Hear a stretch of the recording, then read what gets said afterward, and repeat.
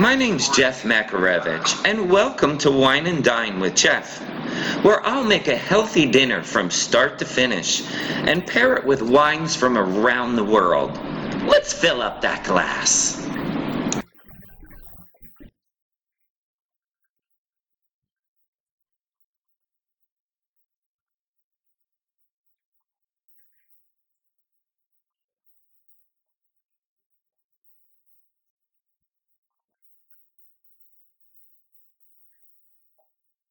Hi, I'm Jeff Macarevich, and welcome to Wine and Dine with Jeff. We're outside today because we are going to be doing some grilling, and it's hatch chili season. So it only lasts about 8 weeks, and I created this delicious grilled hatch chili chicken stew that is out of this world amazing. And we're going to be pairing it with this Malbec from Argentina. I'll talk a little bit more about that later, but let's get grilling our hatch chilies and our corn on the cob.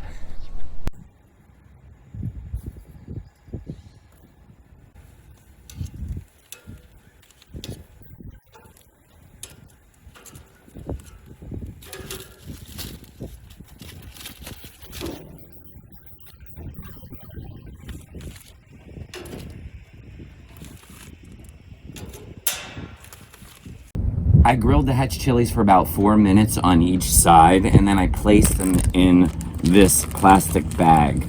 And then what you want to do is you just want to take it like this, and you just want to peel the skin. It easily comes off after it sits in the bag like this. So you just take the skin, take it right down like this. See how it easily comes off? And underneath that, you have this smoky, delicious, spicy hatch chili. And you want to take the seeds out also after you get all the skin off. So all the skin, well, I'm sorry neighbors, but the skin is blowing into your yard. But so the skin is off, and what you just want to do is open this up, and you want to take out all these seeds out of the middle like that. And this is going to be left with this delicious, spicy, juicy hatch chili, and we'll chop that up and we'll get the corn off the cob.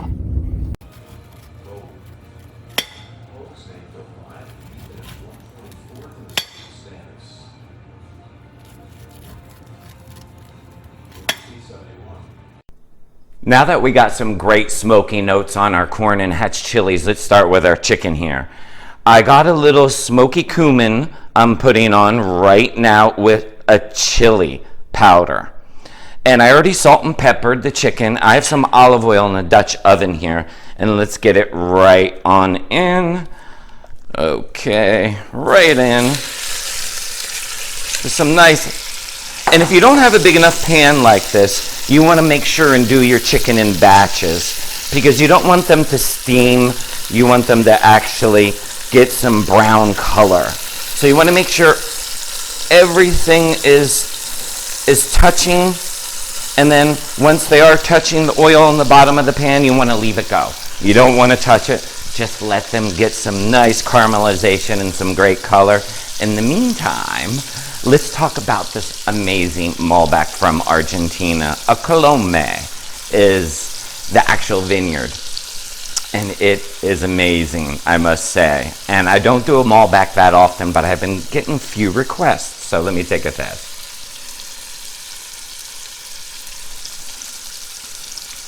Wow, that is delicious. I'm getting blackberry notes with a little bit of raspberry too, and exotic floral notes also with a little pepper too, a little pepper. And people think, oh, you know, with something spicy like with the hatch chili stew, you got to do like a Gewürztraminer or a Riesling, something to pull back on the heat. This has that wonderful smoky notes and the blackberry fruit, and it just pairs perfectly with this. You should try it. You should definitely try this. So we'll let that get some color, turn it around, and then we'll get our other veggies in the pan. Look at the great color we got on our chicken. That is delicious. Now let's just get in our onions. Scatter onions around, let them release their juices in the bottom there like that.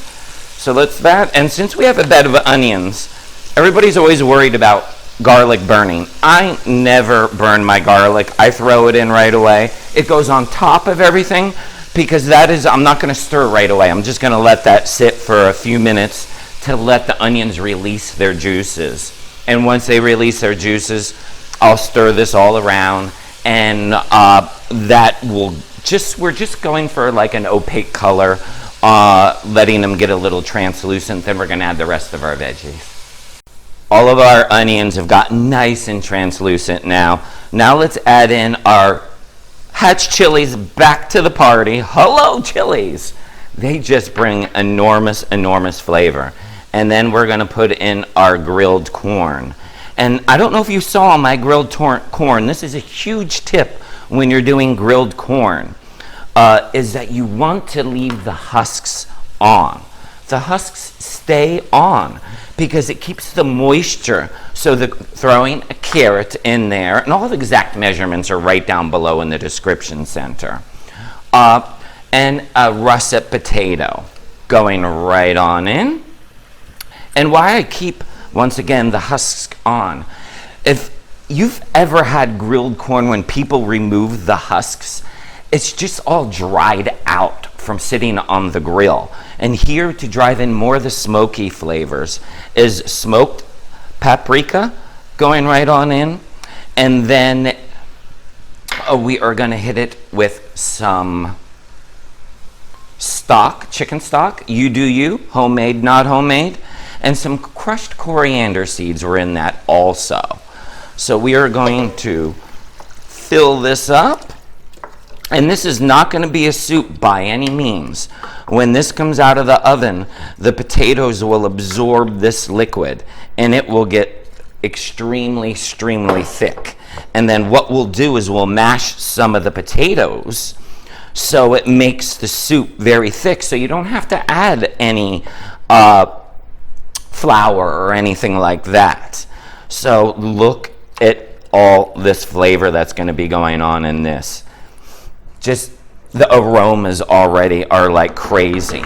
So I have the oven right there on at 375. It's going to go for 50 minutes. Once this comes up to a simmer, which should be any second, we're going to put the lid on. I love using a Dutch oven because it just keeps all the moisture. I mean, the chicken will just be like fall apart, tender, moist, and it just keeps all the moisture in and it won't dry out in a Dutch oven like this. If you don't have a Dutch oven, just put anything that has a complete seal on it to make sure you keep all the moisture in there, is what I would do.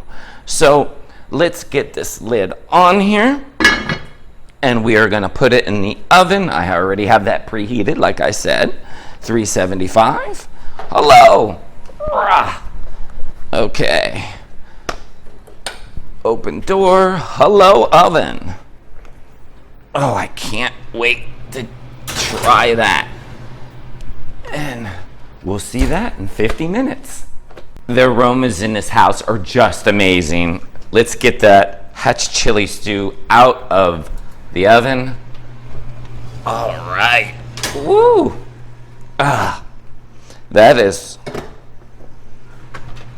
gonna be amazing. Are we ready for this? Reveal. Oh, yes. Oh, it smells so good. It really does. Few last minute things we're gonna do here. What you want to do is grab some potatoes and just smash them up against the edge of the pot itself. And what this is going to do is this is going to naturally thicken up the actual stew. That's why you don't need any flour or anything like that, because look how thick it is already. So you really don't need, you just need to smash a few up and then stir them through just like that. And now, the finishing touches. Now this is a must. This is definitely a must. This one anyway. The other ones are optional. You have to squeeze a whole lime right in. This went through my test kitchen a bunch of different ways, and when the lime was finished with the lime, it just rounded out all those flavors from the chilies and everything.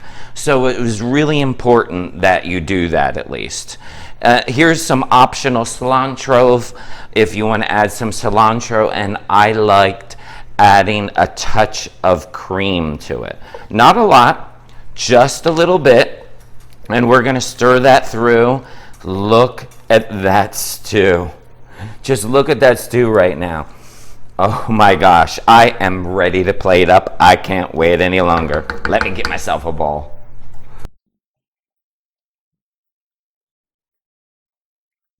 I just love when it's hatch chili season. I'm ready to dig in, but right before, I would like to thank all my subscribers. And if you're not yet a subscriber, hit that subscribe button so you don't miss out on any of my recipes. And don't forget to like and share my recipes, because I have a new recipe every week. And I can't wait any longer. I'm ready to dig in. I grabbed myself a spoon because I wanted all the sauce and everything to go along with it. So, okay. Huge piece of chicken. Okay, here we go. Come on, Jeff. Oh, that's probably too big of a bite. I'll be chewing for days.